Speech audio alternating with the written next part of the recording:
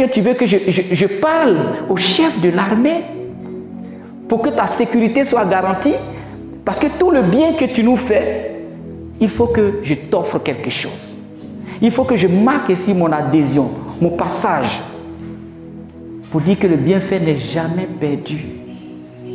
Même si l'homme ne t'a pas récompensé, Dieu va faire. Mais ici, Élisée, qui est un homme de Dieu, qui est un prophète de l'Éternel, est touché par l'amour inconditionnel de cette femme. Elle n'attend rien de lui. Tout ce qu'elle veut, c'est honorer un homme de Dieu, un saint de l'Éternel, qui passe chez elle. Et puisqu'il est saint de l'Éternel, elle veut honorer Dieu. Je ne t'héberge pas, je ne te donne pas la nourriture pour que tu me donnes quelque chose en retour. Mais l'identité que tu portes, le nom que tu portes, je veux honorer ce nom.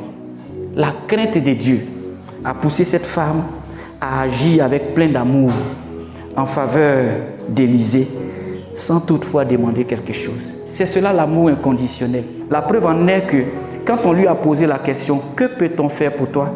Elle a dit « J'habite au milieu de mon peuple. » Et cette réponse exprime une totale satisfaction. Je suis déjà satisfait. Je suis au milieu de mon peuple.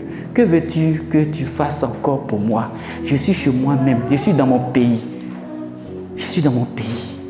Je suis au milieu de mon peuple. Je n'attends rien. J'ai fait parce que tu es un homme de Dieu. Tu es un serviteur de l'Éternel. Et en le faisant pour toi, je l'ai fait pour Dieu. Mais Élisée va insister. Quand elle a dit ça, Élisée va insister. Élisée ne va plus lui poser cette question directement, mais il va dire à Géasi, que peut-on faire pour elle? Quand Dieu veut te bénir, même si toi-même tu refuses, il va utiliser la bouche de quelqu'un pour révéler ton besoin. Même si toi-même tu ne dis pas, généralement, quand on est humble, on ne dit pas trop tous nos besoins. Il y a une dimension de l'humilité qui fait que tu peux passer quelque part. Peut-être que tu n'as rien. Mais quand tu vas vouloir, tu passes chez quelqu'un, un frère te demande, mais tu n'as pas un besoin? Mais parfois on dit non, ça va, tout va bien. Elle a compris. Déjà son tout va bien a commencé là. Elle avait un besoin. Mais est-ce qu'elle a dit? Elle a dit, j'habite au milieu de mon peuple. Elle pouvait saisir l'occasion pour dire, ah, j'ai besoin d'enfants, il faut prier pour moi, homme de Dieu. Est-ce qu'elle a dit, il faut prier pour moi, j'ai besoin? Non. Mais Dieu sait qu'elle a besoin d'un enfant. Elle dit, j'habite au milieu de mon peuple. Et voilà que Élisée va insister. Il va maintenant poser la question à Géasi, son serviteur. Et je sais qu'Élisée savait qu'elle n'avait pas d'enfant. Mais comme il était aussi en train de former Géasi, pour que Géasi aussi ait l'œil spirituel pour détecter les besoins lorsqu'ils sont en mission, Géasi a besoin d'un enseignement. Géasi a besoin d'être outillé en la matière. Il va demander à Géasi, mais que peut-on faire pour elle? Et Géasi va dire, elle n'a pas de fils. Et puis son mari est vieux. Voici une mère stérile, une mère qui n'a pas de fils et dont le mari est vieux. Elle n'a pas de fils et son mari est vieux. Mais elle ne bronche pas pour autant. Elle ne va pas se plaindre à longueur de journée chez les voisins. Mais j'ai marié un vieil homme qui ne me donne pas des enfants. Mais regardez la dimension dans laquelle elle reçoit même l'homme de Dieu.